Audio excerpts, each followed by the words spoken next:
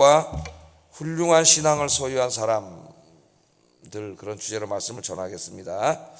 자, 오늘 우리가 읽은 본문은 나오미가 이제 고향 땅으로 돌아오는 그런 이야기입니다. 하나님께서 자기 백성을 돌보시고 양식을 주셨다고 하는 그런 소식을 듣고 이제 고국으로 돌아오는데 몇 년 동안 살았어요. 여기서 10년 살았죠. 잃어버린 10년입니다. 잃어버린 10년. 우리에게는 잃어버린 10년이 있어서는 안 되겠습니다. 자, 이제 10년간의 모압 생활을 청산하고 고국으로 돌아오는 길에 이제 며느리들과의 사이에서 있었던 그런 일입니다. 그래서 오늘 아침에는 이 말씀을 통해서 이제 두 가지를 좀 살펴보려고 하는데, 하나는 하나님의 자녀들이 인간적으로는 어떤 사람이 돼야 되는가. 인간적으로, 그죠? 우리 신앙인이기 전에 또 한 사람의 인간으로서 많은 사람과 관계를 맺고 살아갑니다. 가족 안에서 또 여러 이웃들, 직장인들, 또 학교 친구들, 많은 사람들과 관계를 맺고 살아가는데 어떤 사람이 돼야 되느냐, 이 부분에 한번 좀 살펴보려고 하고요. 또 하나는 신앙인으로서 우리가 어떻게 신앙생활을 해야 되느냐, 이 두 가지 면에서 좀 오늘 아침에 잠깐 묵상을 하겠습니다. 자, 나오미가 이제 자부들과 함께 모압 땅을 떠나서 유다 땅 베들레헴으로 돌아오고 있습니다. 10년이에요. 많은 시간이 지났지만은 그래도 깨닫고 자기 죄를 회개하고 하나님께로 돌아오고 있다는 게 희망이죠. 계속 그 길로 가고 있으면 희망이 없을 텐데 하나님께로 이제 향하고 있는 게 희망이에요. 그래서 이제 맨 처음에 이제 고국으로 돌아갈 때 며느리 둘과 함께 셋이서 이제 돌아갑니다. 나오미는 자기 집으로, 고향으로 돌아가는 거죠. 모국으로. 두 며느리는 다른 나라에 한 번도 가보지도 않은 다른 나라, 시어머니의 나라, 시어머니의 민족에게로 돌아가는 그런 쉽지 않은 길입니다. 근데 세 분이 이제 같이 이렇게 길을 가고 있어요. 그래서 이제 같이 돌아오다가 그 나오미 마음이 좋았겠죠. 아들도 다 죽고 없는데, 또 외국인 두 며느리가 자기를 끝까지 떠나지 않고 자기를 봉양하면서 한 번도 가보지 않은 유대 땅으로 이렇게 같이 모시고 가니까 맨 처음 고맙기도 하고 그랬을 거예요. 근데 이제 한참 돌아오는 중에 가만히 생각해 보니까 이 며느리들의 인생이 너무 불쌍하게 느껴진 것 같아요. 그래서 이제 이 나오미가 오다가 며느리들을 돌려보내려고 합니다. 그게 8절 9절 보면 나오미가 두 며느리에게 이르되 너희는 각기 너희 어머니의 집으로 돌아가라. 엄마, 친정 엄마의 집으로. 여기 남편도 없고 다 죽고 나밖에 없는데 네 엄마한테 돌아가라. 그러면서 너희가 죽은 자들은 이제 나오미로 말하면 아들이죠. 아들. 두 명의 아들이고 자기 남편이에요. 이 여자들은 너희가 죽은 자들과 나를 선대한 것 같이. 그 다음 줄처럼 선대했다. 선대. 여호와께서 너희를 선대하시기를 원하며 여호와께서 너에게 허락하사 각기 남편의 집에서 위로를 받게 하시기를 원하노라 하고 그들에게 입맞춤에 그들이 소리를 높여 울며. 이제 나 따라가 봐야 희망이 없고 친정집에 돌아가서 이제 새롭게 가정을 꾸리고 좋은 남편 만나서 새 삶을 살아라. 그렇게 이제 나오미가 이야기를 하는 거죠. 자, 나오미가 이 며느리들하고 살아가면서 뭐라고 얘기했냐면 너희가 나를 선대했다 그래요. 서로 불평하고 원망하고 그런 마음이 없습니다. 고마움을 느끼고 있었던 것 같아요. 너희가 나를 선대했다 그렇게 얘기합니다.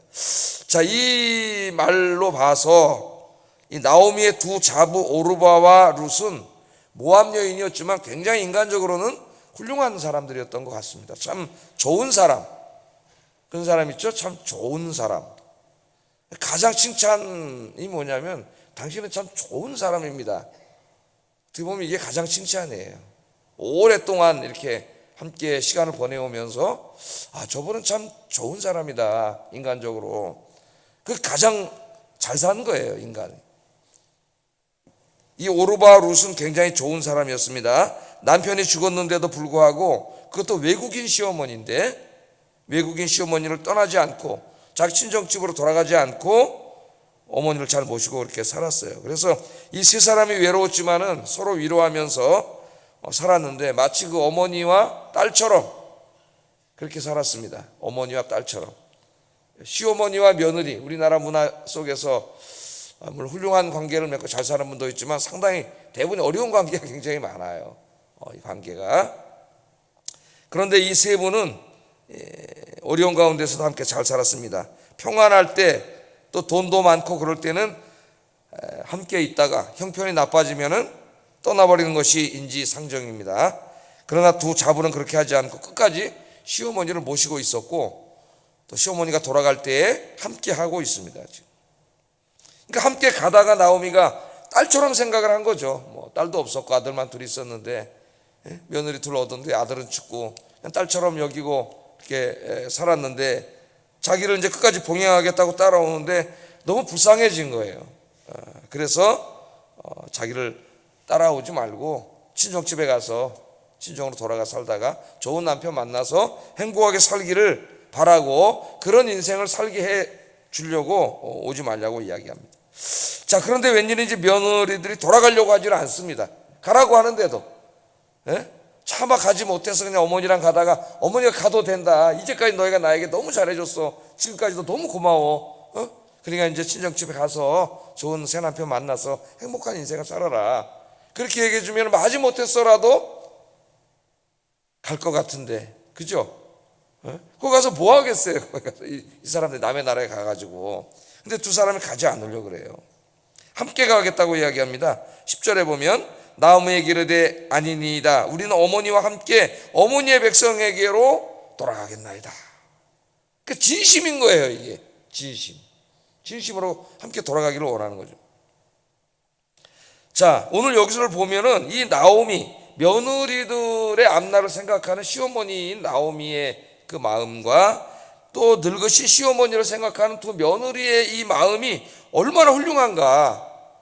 참 인간의 모습이 뭔가 그런 걸 이 세 사람의 관계 속에서 우리가 배우게 됩니다. 자, 가지 않으려고 하니까 한번 가라고 했는데 안 가잖아요. 그럼 마지못해서 그냥 같이 가자 그러고 갈 만한데 나오미의 마음도 진심인 거예요. 진짜로 돌려보내려고 그런 거예요.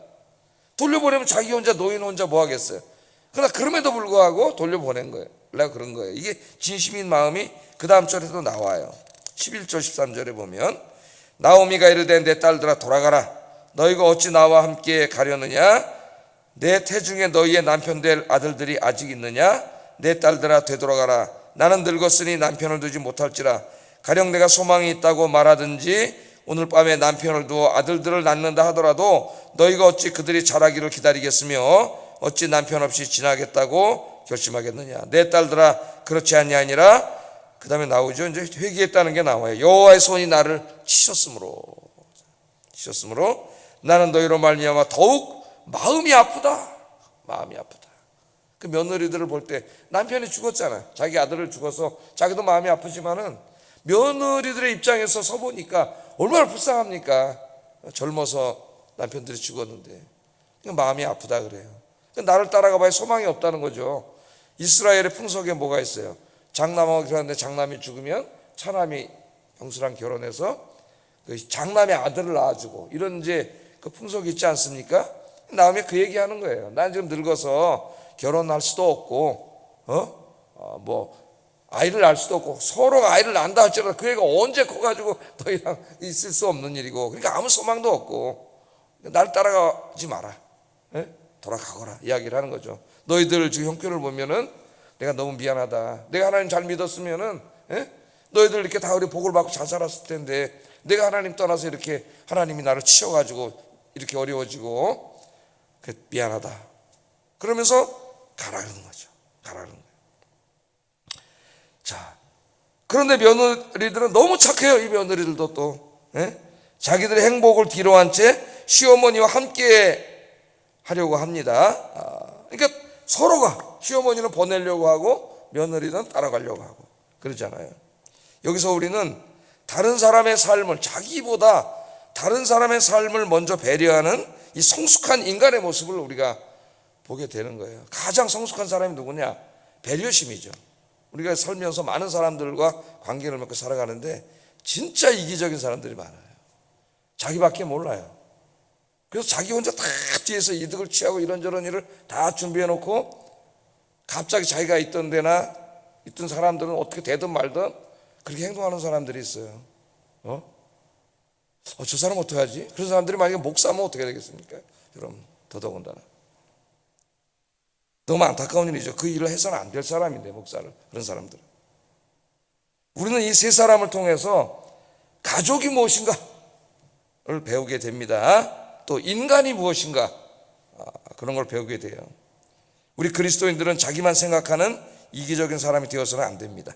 그리스도인들은 항상 다른 사람의 입장을 이해하고 서로를 배려할 줄 알아야 합니다.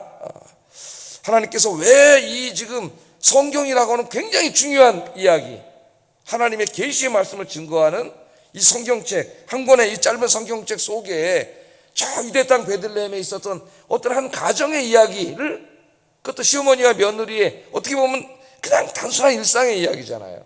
이야기를 왜 기록하셨겠어요? 하나님이 성경으로 이렇게 살려고 한 거죠. 이렇게 우리 모든 인간관계가 다 이래야 된다는 거예요.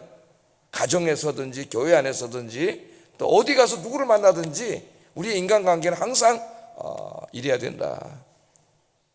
결국 이제 룻은 따라가게 되고 오르바는 이제 집으로 돌아가게 되는데, 만남과 헤어짐이 우리에게 항상 있습니다.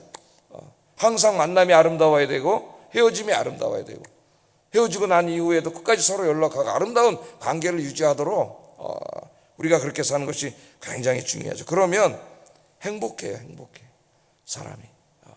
그래서 여러분, 오늘 하루도 또 많은 사람들을 만나는데, 내가 만나는 모든 사람들과의 관계가 이렇게 서로를 배려하고 서로를 위해주는 아름다운 관계를 만들어 가시기를 주의 이름으로 축복합니다. 자, 이제 시어머니 말을 듣고 몇 번 이제 서로 그렇게 하다가 오르바는 이제 모압 땅으로 돌아가는 길을 택했습니다. 그래서 어머니하고 이제 포옹을 하고 작별을 하고 오르바는 고향 땅으로 돌아가. 14절 한번 읽어보겠습니다. 시작. 오르바는 그의 시어머니에게 입맞추되 룻은 그를 붙쫓았더라. 자, 둘 다 좋은 사람이에요. 둘 다. 그런데 이제 몇 번을 서로 돌아가라 그러고, 아니 어머니 따라가겠습니다 그러고 막 울면서 이제 서로 부둥켜안고 그러지 않았겠어요? 가장 아름다운 모습이죠. 근데 그 사람이 이제 그렇게 하다가 오르바는 이제 돌아가게 됐습니다. 어머니랑 작별을. 근데 룻은 돌아가지 않아요. 붙쫓았다 그랬어요. 붙쫓았다. 꽉 붙들었다는 뜻입니다. 직역은 꽉 붙들었다. 엄마를 꽉 잡았다. 나 안 가요, 엄마. 절대 가지 않겠어요, 어머니. 어머니랑 끝까지 하겠습니다. 그리고 꽉 붙잡았다는 거예요. 그러니까 여기를 보면 룻은 진짜 시어머니를 사랑했음을 알 수가 있어요. 그죠? 친정 엄마라도 그러기 쉽지가 않은데 정말 사랑했음을 알 수 있습니다. 그래서 시어머니를 꼭 붙잡고 베들레헴으로 가겠다고 그렇게 이야기합니다. 그런데 자, 오르바 룻이 다 훌륭한 사람인데 오르바는 돌아갔어요. 그러니까 룻이 정말 시어머니를 사랑했지만 그것 하나만으로는 오르바처럼 돌아갈 수 있습니다. 그도 인간이기 때문에. 그러나 시어머니도 정말 사랑했지만 또 다른 이유가 있어요. 룻이 가려고 하는 중요한 이유가. 그 이유가 뭐냐면 성경에 보면은 하나님입니다. 어머니가 섬기고 있던 하나님. 그러니까 그 집에 시집 와서 어려운 일들이 많이 당했고, 그 가운데 이제 나오미가 막 회개도 하고 울고 기도하고 그러지 않았겠어요? 하나님이 날 치셨다 그러니까.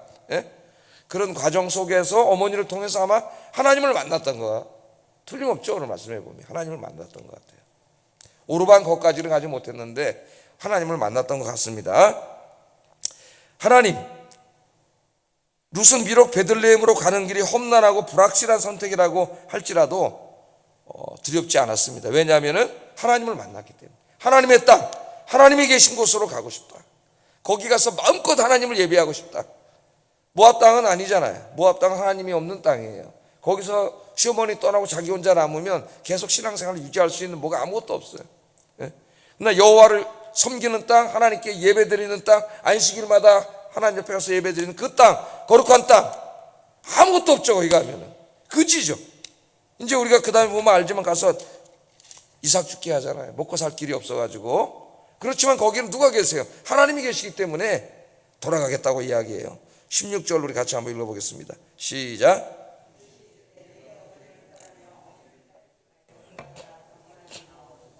어머니께서 가시는 곳에 나도 가고 어머니께서 머무시는 곳에서 나도 머물겠나이다. 어머니의 백성이 나의 백성이 되고 어머니의 하나님이 나의 하나님이 되시리니. 여기가 중요한 거죠. 어머니의 백성이 나의 백성이 되고 어머니의 하나님이 나의 하나님이 될 겁니다. 예?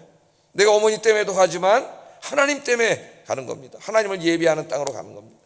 성전에 있는 곳으로 가는 겁니다. 그렇게 이야기하는 거죠. 룻이 어머니가 가라 그러잖아요. 자기는 안 간다 그런다. 계속 신경을 하다가 돌아갔으면 친정집으로 돌아가서 또 새로운 사람을 만나서 나머지 인생은 굉장히 젊은 사람인데 나머지 인생을 행복하게 살 수 있는 것이죠. 그런데 룻은 그런 것들을 택하기보다는 하나님을 택한 거예요. 미래가 아무것도 보이지 않지만 하나님이 계신 땅으로 돌아가겠다고 이야기합니다. 그래서 이제 결국은 이제 둘이 하나님 앞으로 돌아오게 돼요. 자, 이 고대 유대 랍비들이나 혹은 최근에 이제 주석가들은 이 룻의 행위를 아브라함의 행위만큼 위대한 행위로 해석을 하고 있습니다. 아브라함이 자기의 고향 갈대아 우르를 떠나서 하나님이 가라 그랬잖아요. 약속의 땅으로. 그래서 그냥 가보지도 않은 땅, 어딘지도 모르지만 그 미지의 땅으로 갔지 않습니까? 그래서 믿음의 조상이 됐어요, 아브라함이. 그런데 유대 랍비들이나 최근의 주석가들은 이 룻의 행위, 모압 땅의 친정집에 돌아가서 또 새로운 좋은 사람을 만나서 평안하게 자기 나머지 인생을 살 수 있는 것들을 스스로 포기하고 고생길이 뻔한데 저희 가서 말도 안 통하고 뭘 해서 먹고 살지도 모르겠는데 그 늙으신 시어머니를 봉양하면서 하나님의 계신 땅이기 때문에 하나님을 예배하기 위해서 그리로 돌아가는 이 행위, 그것은 아브라함의 행위만큼이나 훌륭한 행동이다. 신앙의 행동이다. 그렇게 얘기를 해요. 저기 한번 써왔죠. 이 자켄필드라고 하는 신학자가 이런 말합니다. 행위는, 자 한번 읽어보겠습니다. 행위는 아브라함의 행위, 룻의 행위죠. 룻의 행위는 아브라함의 행위보다 더 기억할 만한 믿음의 행동이다. 아브라함은 하나님으로부터 특별한 부르심을 받고 행동했지만 룻은 하나님의 특별한 부르심 없이 스스로 결정했기 때문에. 아브라함은 하나님이 찾아오셔서 가라 그래서 갔는데 룻은 스스로가 결정한 거예요.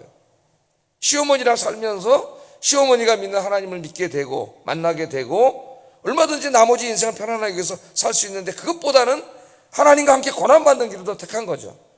그러니까 룻은 스스로 결정했잖아요. 하나님이 찾아오지 않았는데 스스로 결정했어요. 그래서 이 룻의 행동을 위대한 행동으로 여기게 되는데 이제 놀라운 일들이 앞으로 우리 성경을 읽으면 벌어지지 않습니까? 이 행동을 통해서 이 룻의 여인을 통해서 결국은 누가 태어나요? 마태복음 1장 족보로 오면은 예수 그리스도가 태어나잖아요. 예수 그리스도. 놀라운 일이 벌어집니다. 우리가 이 땅에 살아가면서 세상에 좋은 것들이 많지만 그럴 때 우리가 그것을 따라가지 않고 하나님을 택하고 신앙의 길을 걸어갈 때에 그게 내 인생에 누구도 알아주지 않는 내 인생의 작은 선택일지 모르지만 그걸 통해 하나님이 나중에 어떤 일을 일으키실지 우리는 알지 못해요. 그 행동이 굉장히 위대한 행동이 되는 겁니다. 여러분, 이제 룻기를 계속 읽으면 우리가 다 읽어서 알지만 룻이 하나님을 택했을 때 하나님은 이미 준비해 놓으셨어요. 그게 금방 그래도 하나님 택했으니까 내가 가서 보아스라는 사람 잘 만나게 해줘가지고 내 이렇게 살게 해줄게. 아무 그런 약속도 없어. 돌아와서 뭐 했어요? 이삭 죽게 하고, 이삭 죽기라는 게 지금으로 말하면 남의 밭에 가서 주워 먹는 거잖아요, 그냥. 상당히 부끄러운 일인데 어머니랑 함께 살기 위해서 그런 일을 하고, 그렇게 살아가는데 하나님은 그 룻의 마음을 아름답게 여기시고 이미 보아스라는 사람을 다 준비해 놓으셨어요. 거기 준비해 놓으셨어요. 여러분, 오늘 하루도 하나님을 택하시기 바랍니다. 하나님의 길로 가시기 바랍니다. 하나님 손잡고 그 길이 힘들고 미래가 잘 보이지 않는 길이라 할지라도 한 걸음 한 걸음 걸어가시기 바랍니다. 약삭빠르게 행동하고 자기의 일을 위해 행동하고 잘 사는 것 같지만은 제가 지금 이렇게 돌아보면은 그렇지 않아요. 순간순간 진실한 길을 택하고 신실하게 하나님을 살아간 사람들을 결국 하나님이 붙잡아 주십니다. 오늘 하루도 여러분 하나님 손잡고 룻처럼 하나님 택하고 걸어가시는 하루 되기를 주의 이름으로 축복합니다. 기도하겠습니다.